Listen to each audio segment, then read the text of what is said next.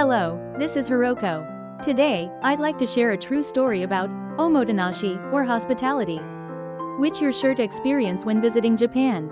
But many people don't know the story behind. Once you know this, you'll be amazed at the depths of the Japanese spirit. This true story happened at a long-established sushi restaurant in Tokyo's Ginza district. A couple from America tried to enter without a reservation. Naturally, it was fully booked and they couldn't get in. Normally, a simple, "We're sorry," would have been the end of it. But the chef at this restaurant was different. Please wait a moment. The chef pulled out a piece of paper from the back and began handwriting the phone numbers and characteristics of 5 nearby sushi restaurants. This restaurant is popular for its creative sushi made by a young chef. This restaurant is run by my master's apprentice and serves traditional edome sushi, and so on. He carefully explained each restaurant. Finally, he bowed deeply and said, "We're sorry for bothering you. When you came to Japan today, please make sure you enjoy some delicious sushi before you leave."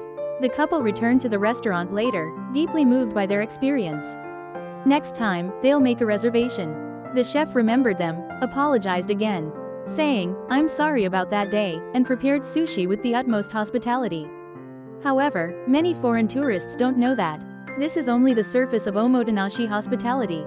This story takes place at a tea ceremony class in Kyoto. A French woman participated in the experience. Before preparing the tea, the teacher quietly said, "Today is the end of autumn. Let's drink tea while admiring the last autumn leaves of the year."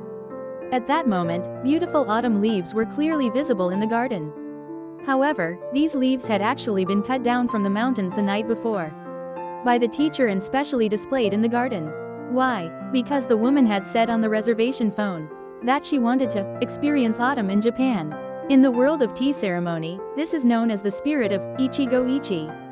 A chance to meet once in a lifetime. This moment, this encounter with this person, will never happen again. That is why we want to provide the utmost hospitality. To achieve this, immeasurable preparations are made behind the scenes. This is the essence of Japanese omotenashi hospitality. This incident occurred at a takoyaki shop in Osaka. A young German man explained in broken Japanese that he didn't like spicy food.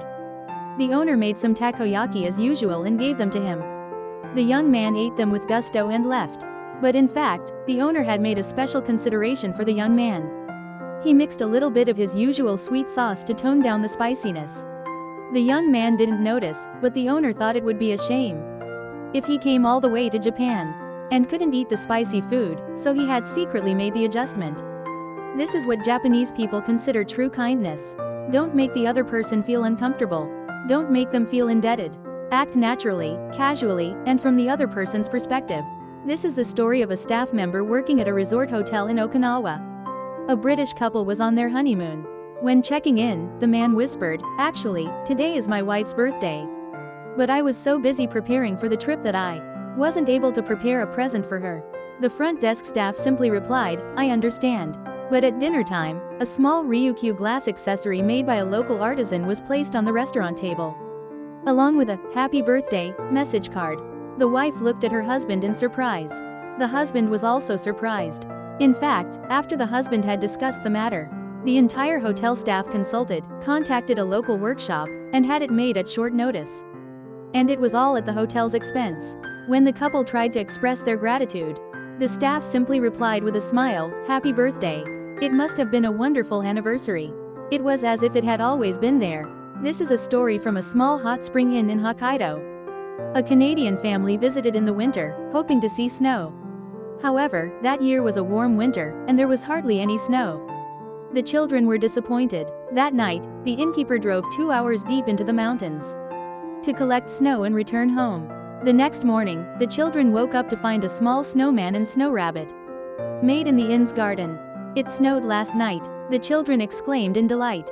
My husband simply smiled and said, "Snow in Hokkaido is unpredictable." In fact, my husband had been spreading snow in the garden since 4 a.m., building snowmen and creating little snow worlds for the children. The family never found out the truth. But they didn't need to. What mattered were the smiles on their children's faces. This is an episode that happened at Tokyo Station. A Korean woman was carrying heavy luggage up the stairs. A salaryman who happened to be passing by silently held one side of the bag and helped her up the stairs. When the woman thanked him in Japanese, the man replied, "No. "No," and disappeared into the crowd.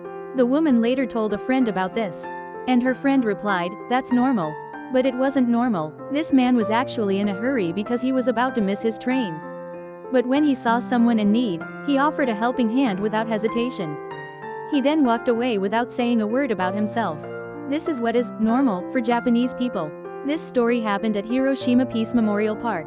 A young Brazilian man was visiting alone and was shedding tears in front of the atomic bomb dome. A local elderly woman nearby quietly approached him and silently handed him a handkerchief. Though they didn't speak the same language, the young man accepted the handkerchief and bowed. The elderly woman bowed deeply in return. When the young man tried to return the handkerchief as he was leaving, the elderly woman shook her head and gestured with her hand as if to say, "Take it home." The handkerchief was embroidered with a small origami crane symbolizing peace. The elderly woman was herself a survivor of the atomic bombing and had sewn it stitch by stitch, filled with her wish for peace. But the young man had no idea this. The elderly woman said nothing. She simply sympathized with the young man's heart. What these stories have in common is that Japanese people do not expect anything in return. They act not because they want to be thanked, but because they are happy to make the other person happy. This is called the mutual help spirit. But what is most surprising is that many of these acts are never recorded or talked about. For Japanese people, this is not something special, but something that is natural. That is why so many foreigners find Japan a mysterious country. Japanese, omotenashi, hospitality is not something you learn from a manual.